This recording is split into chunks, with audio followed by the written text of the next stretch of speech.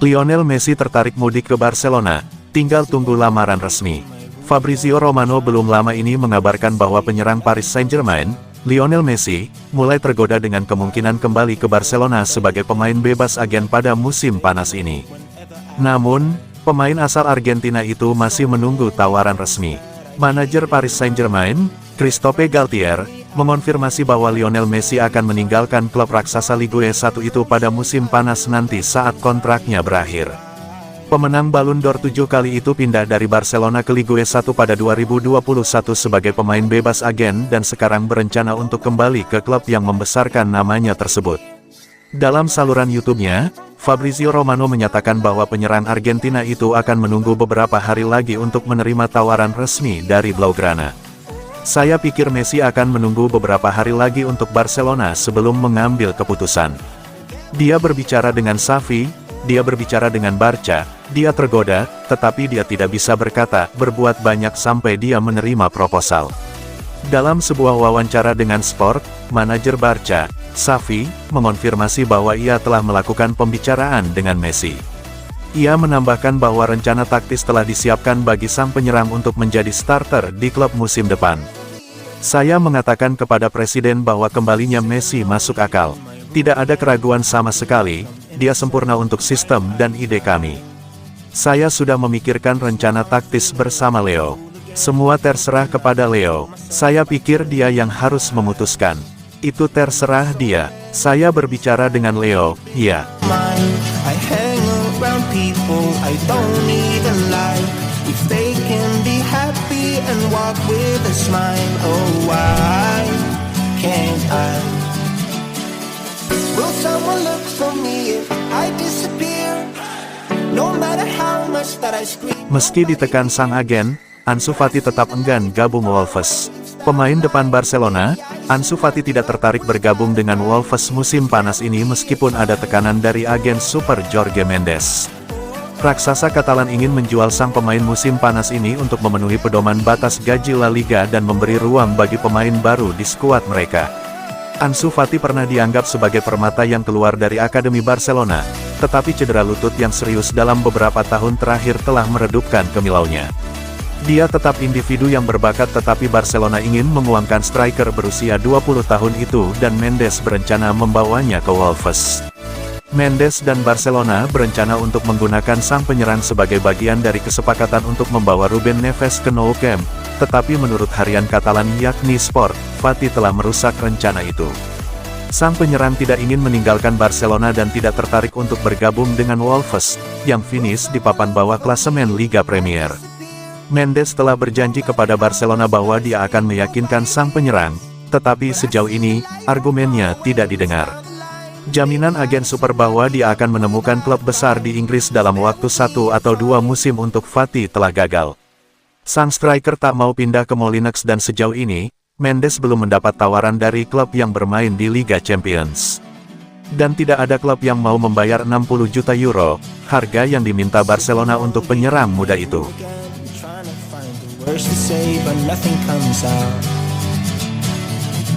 I am looking for the better days, seem like they just stay away whenever I try. There's so many things that I keep in my mind, my friends keep me out and it hurts. Harus ada pemain yang pergi jika Barcelona ingin pulangkan Messi. Javier Tebas, Presiden La Liga, menegaskan parameter yang harus dipenuhi Barcelona untuk bisa mendatangkan Lionel Messi. Barcelona bisa memulangkan Messi, tetapi ada yang dikorbankan. Hal utama adalah penjualan pemain untuk memenuhi aturan finansial. Tebas menjelaskan bahwa hal tersebut harus dilakukan untuk mendatangkan siapapun. Ditambah, Blaugrana saat ini sedang berjuang dengan keadaan keuangan mereka. Salah satu masalahnya adalah beban gaji para pemain. Saya tidak tahu apakah itu untuk Messi atau siapapun. Agar seorang pemain datang, yang lain harus pergi dan dengan cara ini mereka menyelamatkan apa yang harus mereka selamatkan. Tebas mengenang bahwa Barcelona sendirilah yang lebih mengerti keadaan klub. Dengan demikian, La Liga hanya dapat memantau klub Catalunya tersebut. Barcelona mengetahui upaya yang harus dilakukan dan aturan yang harus diikuti dengan viability plan. Situasi Barca harus dipantau selama lebih dari 2 musim.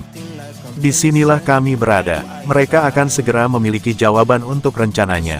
Mereka mengetahui segalanya, mereka bekerja dan kami mengawasi. Itu adalah fungsi kami. Terlepas dari masalah seperti rasisme dan kebangkrutan sebuah tim, La Liga dinilai kembali bangkit di sepak bola Eropa saat ini. Di kompetisi Eropa, tim-tim negara matador tersebut berbicara banyak. Tebas memuji nilai La Liga setelah kemenangan Sevilla di Liga Eropa. Ini menunjukkan kekuatan kompetisi kami. Sevilla berada di ambang degradasi, tapi mereka telah memenangkan kompetisi Eropa yang kedua.